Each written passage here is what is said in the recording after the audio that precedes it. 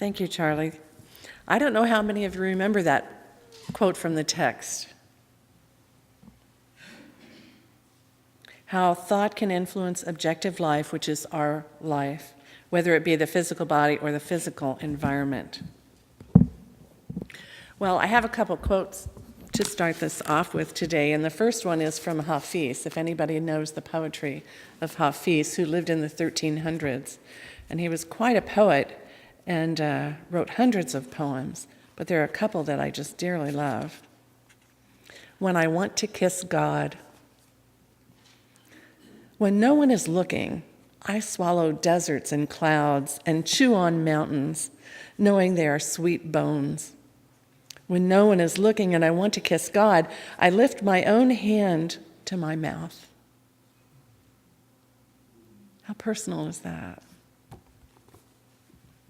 Well, I read a quote. It said, "Religion is not primarily a set of beliefs, a collection of prayers, or a series of rituals. It is first and foremost a way of seeing.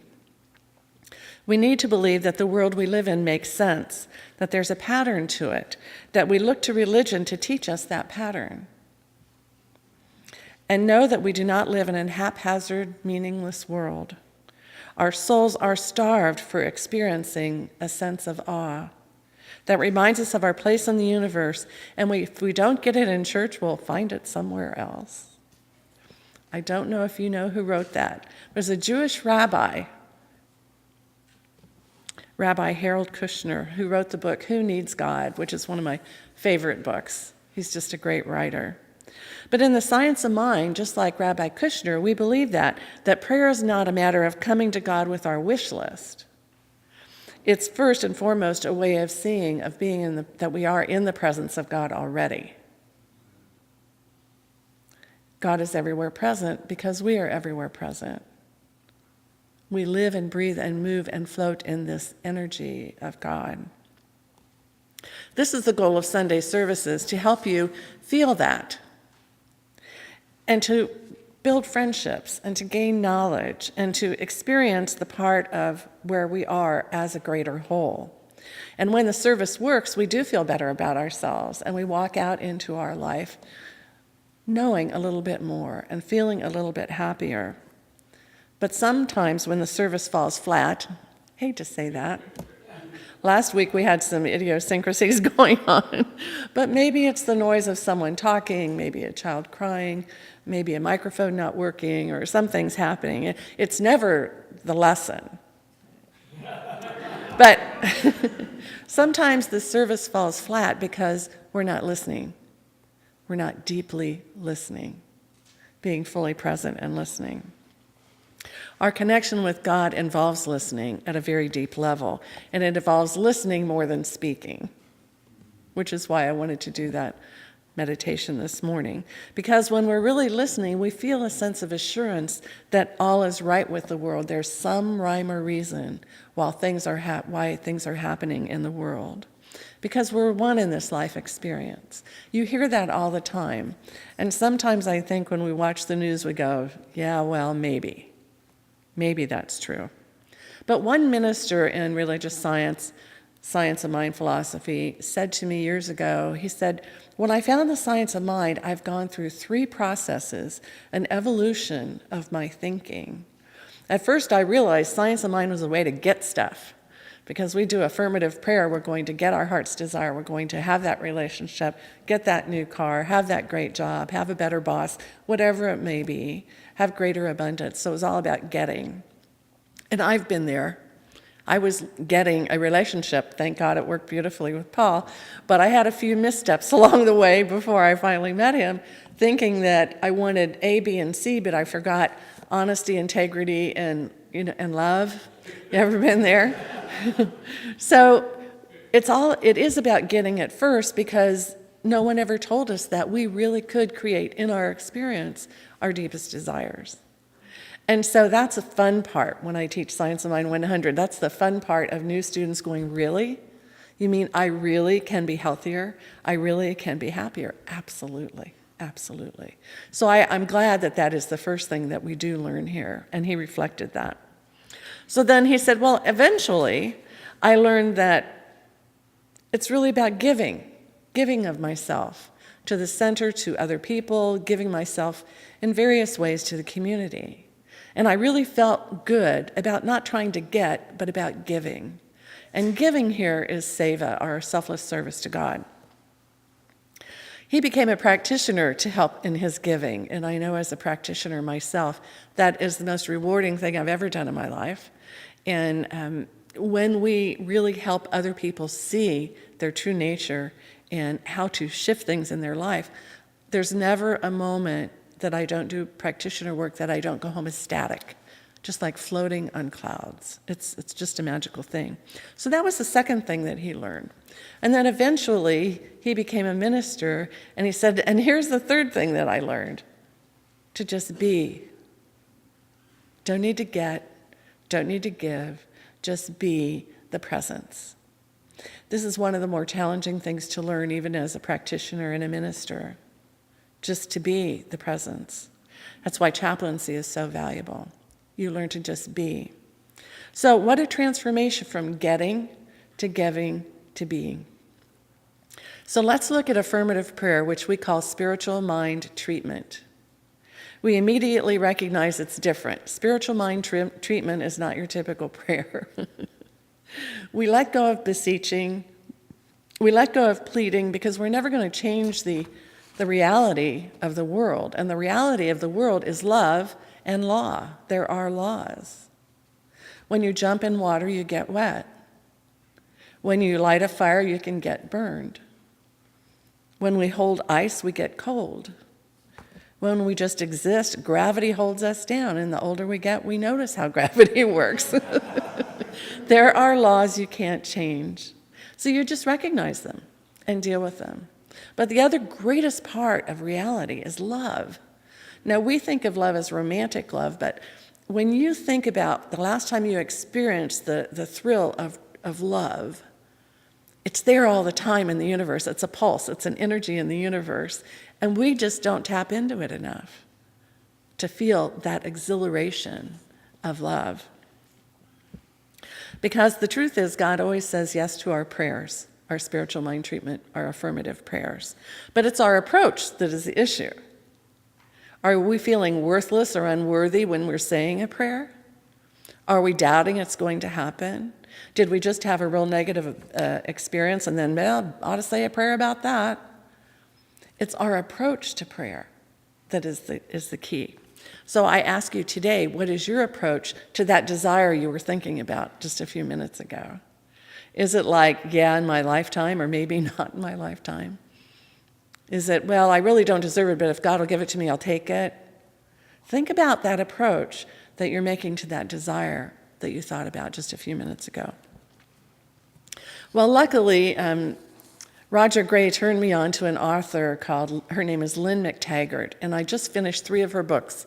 I mean, I just whipped through those books. They were really great because she was in the movie What the Bleep, if you down the rabbit hole, and she's also working with one of the greatest futurists of our time, Barbara Marx Hubbard and Jean Houston, in this Birth 2012 that'll happen in December.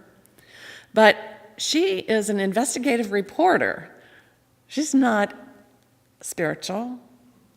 She doesn't come to our church. She's an investigative reporter, and she says, if you come to me with woo-woo information, just go away. I want facts and I want hard facts. And if you can't give me that, I don't have time for you. Now, Lynn was funded to go around the world and talk to the world's greatest scientists who are looking at quantum physics, who are trying to understand quantum. You know, it's beyond what you can physically see. We're at the atom level and the neutron level and quarks and strings and all that. Luke knows string theory. But she investigated what experiments have been done for the last 50 years. Now, a lot of these people aren't around anymore. And so what she found is that they're calling quantum physics, they're calling reality the field. And that's the title of one of her books, The Field. It's all energy. It's all one giant energy connected by things seen and unseen. If you remember the pictures of the Hubble telescope of those galaxies exploding and creating and energy coming from the sun, all these things, it's just the field. But really, the field is what we call God, because it's a creative field, it's an expanding field, it's an evolving field. Yet, the interesting thing is at the same time, we never lose energy, it just transforms, because energy never expands or decreases, it's always the same. Ice becomes water, you boil water, it becomes steam. It's all changing. So this is the fascinating thing about the field of God. It's a connection of energy between each one of us, between each earth, each planet, each star. It excites me, as you can tell. So she wrote this book called The Intention Experience, because for the last 30 years, they've realized that consciousness is outside of our body. This is proven. Consciousness is outside of our body, and there's an ordered energy in the universe, and we have the capacity to change physical matter. Well, have you experienced that today? This is deep, so hang in there with me. So scientists that she has met and studied with and analyzed the heck out of their experience at prestigious universities around the world said, well, if human thoughts and intentions can change something, thoughts as things are really happening and changing things in our life. Yet at the quantum level, at the level of unseen, scientists are finding it's really like unset Jell-O. You know how Jell-O is, and you just wish it would set, and it's kind of mushy, and it's the pure potentiality of Jell-O, if you think of it that way, to turn into something, and guess what turns it into something? Our observations, our thoughts, our beliefs. This is amazing stuff, because these quantum particles, when they connect with each other, scientists can move them apart and move them on the other side of the world, and they still act as if they're connected together. This has to do with what we call non-local prayer.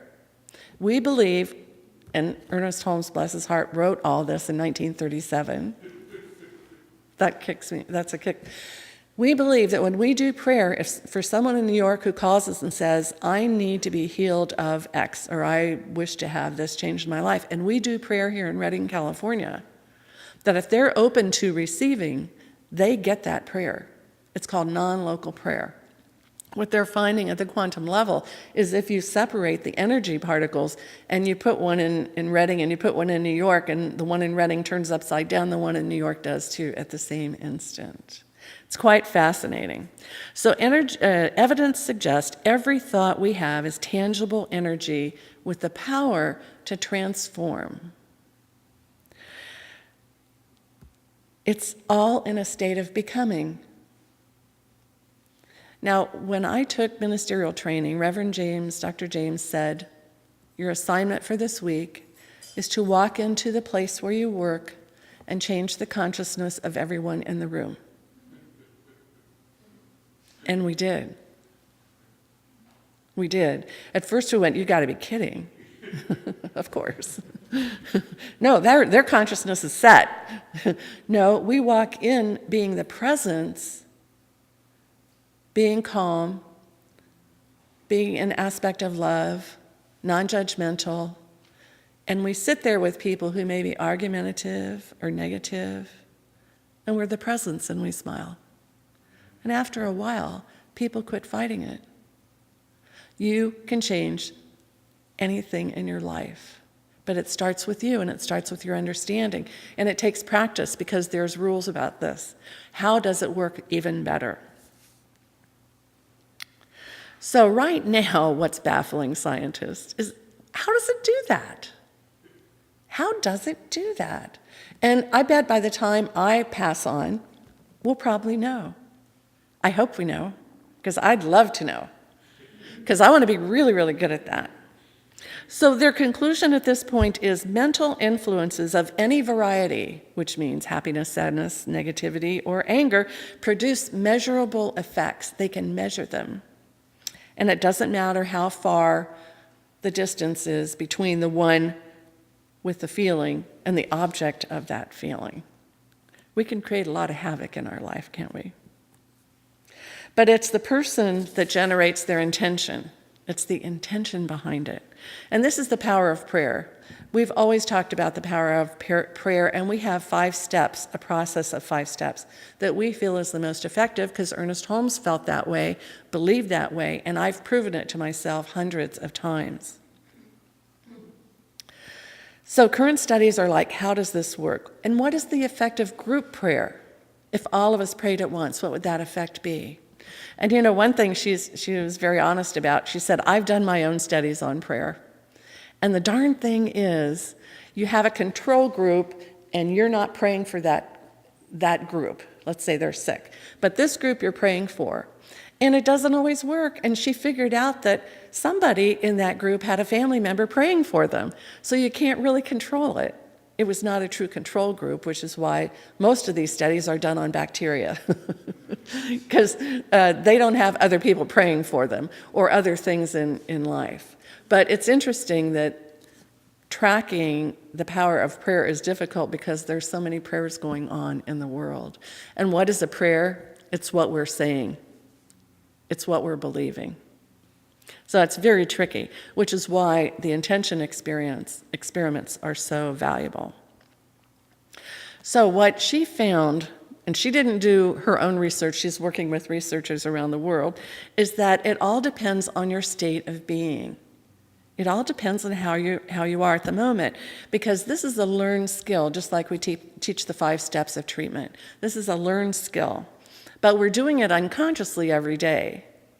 Well, that person is wrong, and that person is right, and that color is good, and this is bad, and that news is, we're just judging, we're giving our thoughts power all the time, and we don't think about it. But when we consciously think about it and we want to be very effective with our thoughts, with our prayer, here's what they found. The power of intention is most successful when you do this on days when you feel happy. Now that's really a no-brainer. You don't want to do it on days when you feel angry or you feel low energy or you feel uncomfortable or you feel sick, because you put all that into it. So be sure you do this on days when you feel happy. And then enter a space where you feel extremely comfortable, like a place in your house. Like for me, it would be in my bedroom with my little altar things. A place where you just feel real self-connected, where you feel real good about yourself. And then she says, power up. Power up through meditation, 10, 15, up to 20 minutes. Power up through getting synchronized with the energy of spirit. Synchronize your body with the energy of spirit. And then move into what she calls peak focus of your mindful awareness of the present moment. Now, I can already feel what that feels like after meditation. You're just so much in the present moment. But to really recognize that, to sit with that, and then get on a wavelength of compassion. Because whoever we're doing a prayer treatment for, it immediately raises compassion, no matter how ugly their situation has been. Because as a practitioner, I can tell you, I've heard some of the most horror stories that I could ever imagine. That helps a person find their way here. So it brings up deep compassion for the road they've traveled in this lifetime. Because when we have deep compassion, we have a meaningful connection to the object of our prayer, a real meaningful connection.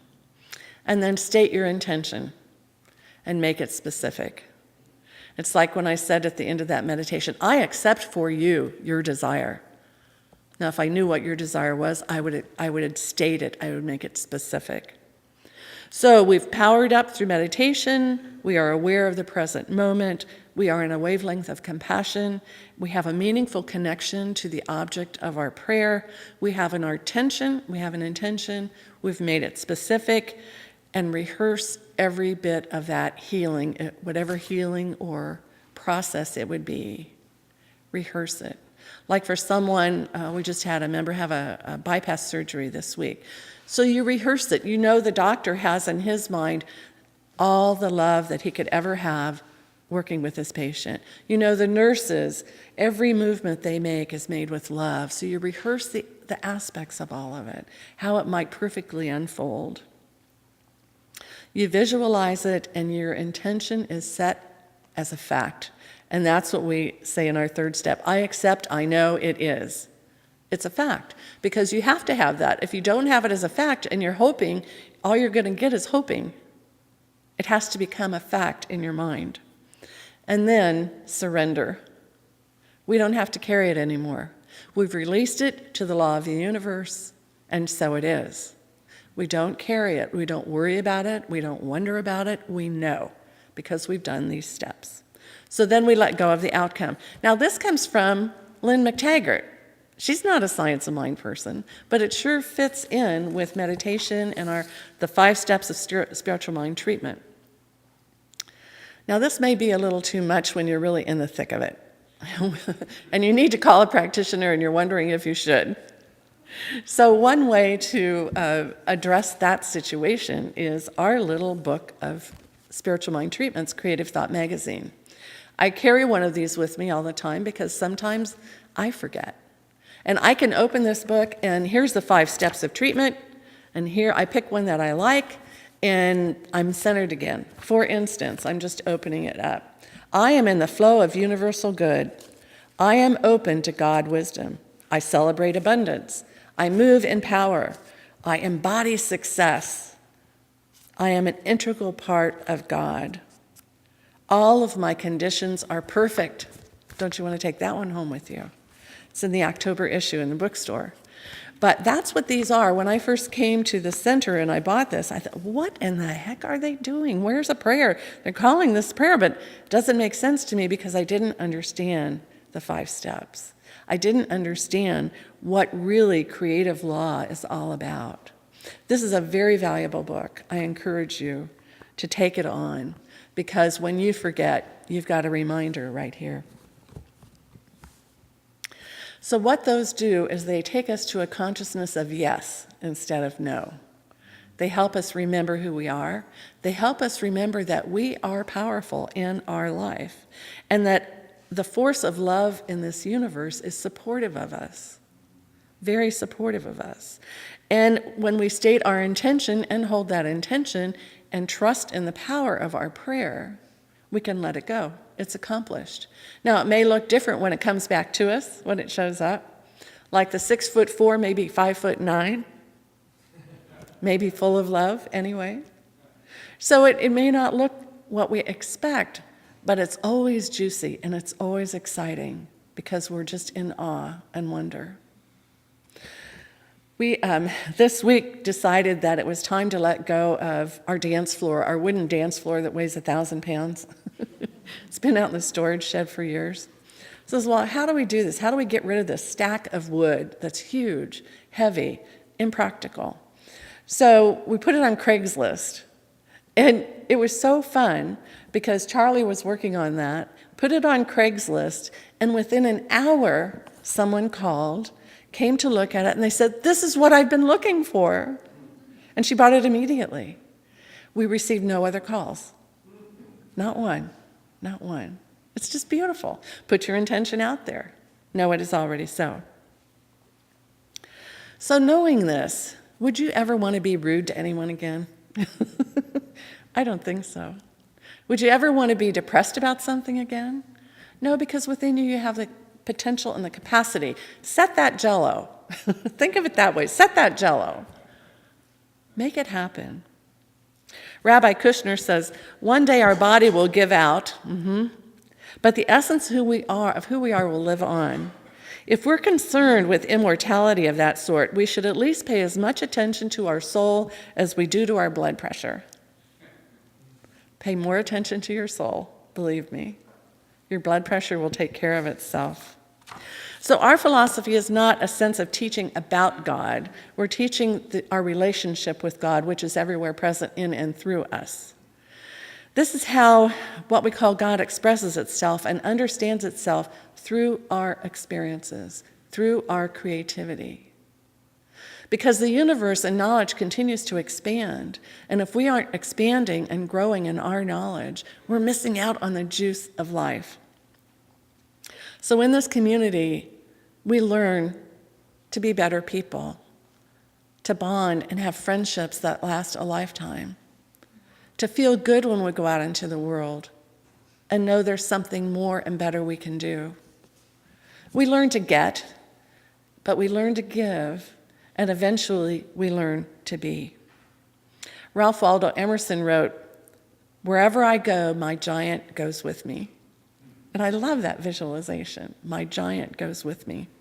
So it's important when we break with the tradition of the God in the sky, who may be angry at times, who may not pay attention to us at times.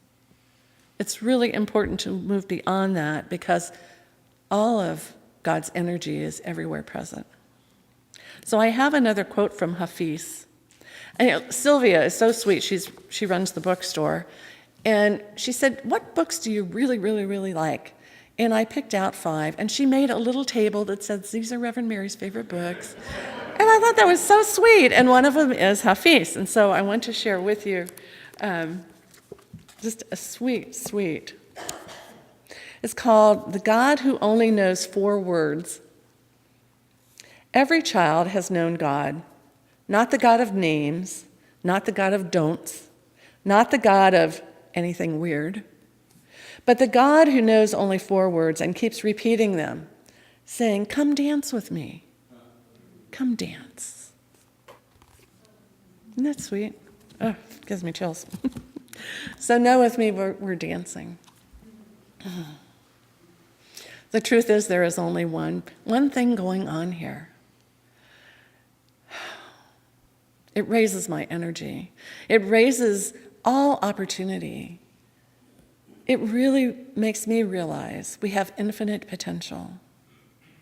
So when I think I've done it all, I haven't. When I think I've learned it all, I haven't. When I think I've given all, I haven't. But will I ever always be the presence? So this morning, I accept for myself and everyone here that as we choose those moments to really be and feel in the presence, we get there so easily and quickly. And in that presence, we honor everyone around us, knowing they're always doing what's right for them, no matter what it looks like. And so I can relax because I don't have anyone to heal, no one to fix, nothing to do, but be. Be in the loving arms of God. That's where we live every moment. I am so grateful for this understanding. It gives such freedom to live life in a new and joyous way.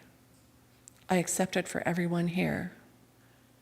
And I bless you and me and this truth. And so it is.